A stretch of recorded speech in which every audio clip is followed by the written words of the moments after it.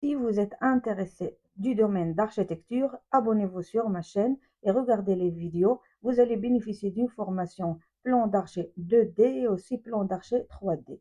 Et si vous êtes intéressé au domaine génie civil, les plans béton armé, abonnez-vous aussi. On va commencer une formation 2D et aussi 3D. On va voir toutes les étapes du dessin d'un plan béton armé de A à Z.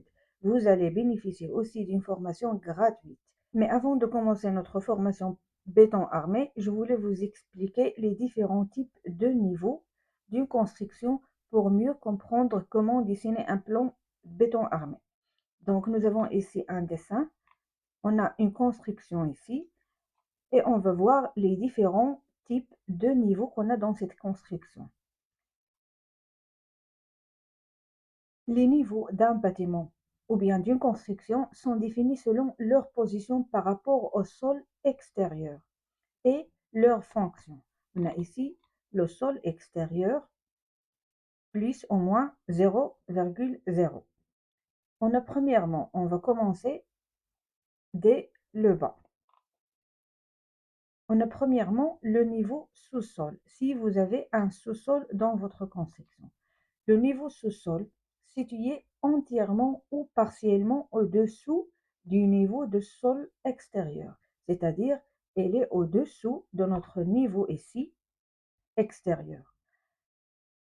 Elle est généralement enterrée, peu ou pas de lumière naturelle, utilisée pour le parking, cave, local technique, stockage et parfois habitation.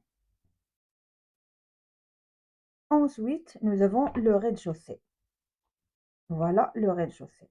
Le rez-de-chaussée, c'est l'étage principal situé au niveau de la rue ou du terrain naturel. Niveau d'entrée principale du bâtiment, accessible directement depuis l'extérieur, c'est-à-dire vous pouvez entrer directement depuis l'extérieur, et il contient bien sûr des salons ou bien des pièces, des commerces, des accueils, des bureaux, etc. Donc, nous avons premièrement, comme j'ai dit, le sous-sol qui est enterré et ensuite nous avons le rez-de-chaussée. Et bien sûr, il y a des bâtiments où on n'a pas de sous-sol. Donc, on a directement le rez-de-chaussée dans l'entrée principale. Et ensuite, nous avons la mezzanine. La mezzanine est un niveau intermédiaire créé à l'intérieur d'un étage principal, en particulier le rez-de-chaussée. On a ici le rez-de-chaussée et on a la mezzanine. C'est une surface partielle ouverte sur la pièce principale. Elle ne couvre pas tout l'étage, souvent utilisée pour des bureaux, des chambres, des bibliothèques, des espaces de rangement et on l'utilise en particulier si nous avons des garages commerciaux. La mezzanine n'est pas toujours considérée comme un étage complet. Donc, nous avons ici le sous-sol, rez-de-chaussée et on a mezzanine. Et on a les étages. Un étage est tout niveau situé au-dessus du rez-de-chaussée, c'est-à-dire elle est sur le rez-de-chaussée. On a le premier étage dans cette construction, le deuxième étage, le troisième étage. Et on peut y avoir bien sûr plus que 3 étages. Donc nous avons, comme j'ai dit, dans cette construction, dans cet exemple, on a un sous-sol ici, rez-de-chaussée, mezzanine, premier étage, deuxième étage et troisième étage. Et bien sûr, nous avons toujours accessible, j'ai déjà expliqué ce point, on a une cage d'escalier comme vous voyez. Ici, non accessible, on n'a pas besoin d'avoir une cage d'escalier parce que les escaliers ne seront plus dans le dernier étage. Donc, on va y avoir seulement une dalle directement dans le dernier étage de notre construction. Donc, pour résumer les différents niveaux de notre construction, on a le sous-sol qui est enterré et qui est utilisé comme garage ou bien comme habitation, cave technique, et on a le rez-de-chaussée, c'est l'entrée principale. La mezzanine, c'est un espace supplémentaire, c'est un niveau intermédiaire, et on a les étages, tout ce qui est sur le rez-de-chaussée, et à la fin, la cage d'escalier si nous avons, comme j'ai dit, un terrasse accessible. Et on a aussi un étage ou bien un niveau qu'on appelle le rez-de-jardin. Le rez-de-jardin, c'est un niveau donnant directement sur un jardin ou un terrain extérieur. Il est souvent situé à l'arrière d'un terrain en pente. C'est-à-dire si on a par exemple un terrain en pente, comme vous voyez, nous avons ici le rez-de-jardin et nous avons ensuite le rez-de-chaussée. Donc ici, nous avons une pente et on ne peut pas y avoir un rez-de-chaussée directement. Donc, on a le rez-de-chaussée, le rez-de-jardin, pardon, et on a l'accès vers le rez-de-chaussée. Si vous voyez la vue en plan, on a ici un accès vers le rez-de-jardin. Et parce qu'on a un terrain en pente ici et dans ce côté, on a un autre étage pour accéder au rez-de-chaussée. Donc, comme vous voyez dans la façade, ça va être plus clair dans la façade. Nous avons ici une pente. Alors, nous avons l'accès vers le rez-de-jardin et l'accès vers le rez-de-chaussée. Alors, c'est tout ce qu'on a dans les différents niveaux d'une construction. Nous avons dit qu'on a un sous-sol, rez-de-chaussée et rez-de-jardin si nous avons un terrain en pente. Et on a la mezzanine, les étages, premier étage, deuxième étage, troisième étage, etc. Et on a la cage d'escalier. Donc, pour mieux comprendre comment dessiner un plancher haut d'un étage dans un plan béton armé, il faut toujours regarder l'étage qui vient après. C'est-à-dire, ici on l'appelle une dalle de forme. C'est la première dalle. Et ici, on l'appelle un plancher haut sous-sol. Et là, nous avons un plancher haut rez-de-chaussée.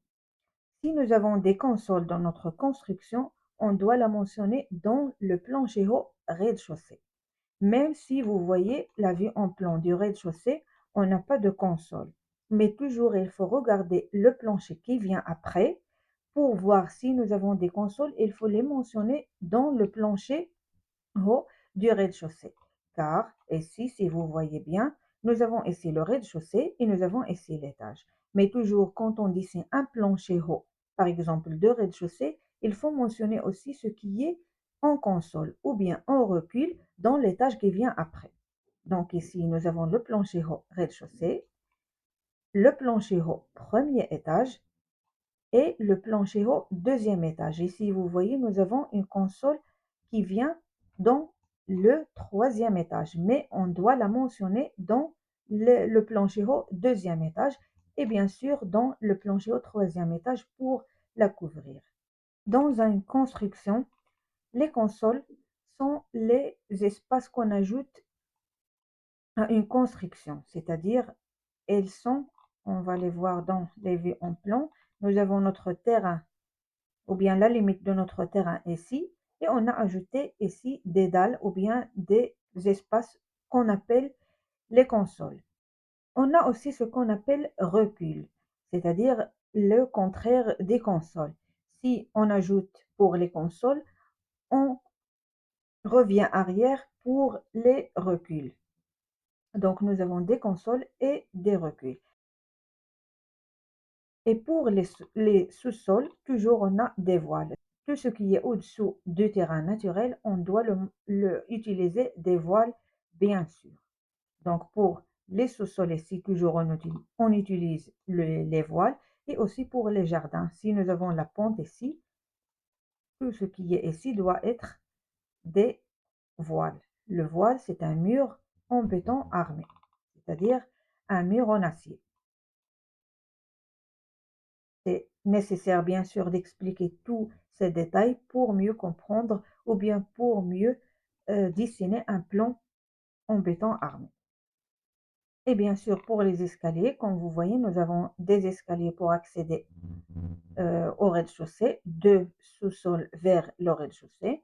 Nous avons des escaliers pour accéder à la mezzanine et nous avons des escaliers pour accéder directement à l'étage, au premier étage, puis au deuxième étage, au troisième étage, à la cage d'escalier. Donc le dessin d'escalier aussi, on va le voir dans les plans béton armé et comment dessiner des escaliers dans un plan béton armé. J'espère que j'ai pu expliquer un peu les détails qui sont très importants pour comprendre un plan béton armé. On va voir tout ça en détail dans chaque vidéo. J'ai fait cette vidéo pour vous expliquer mieux les différents niveaux d'une construction pour mieux dessiner un plan béton armé. car dans le dessin du plan béton armé, on va revenir au plan d'archer et on va dessiner selon le plan d'archer. Donc, il faut bien comprendre le plan d'archer premièrement, les différents niveaux du plan d'archer pour pouvoir dessiner les planchers hauts et la fondation et les différents détails d'un plan béton armé. J'ai expliqué les détails qui sont importants, mais dans les cours qu'on va voir dans le béton armé, on va expliquer ça plus en détail. N'oubliez pas de s'abonner dans ma chaîne. On va commencer notre formation de A à Z d'un plan béton armé.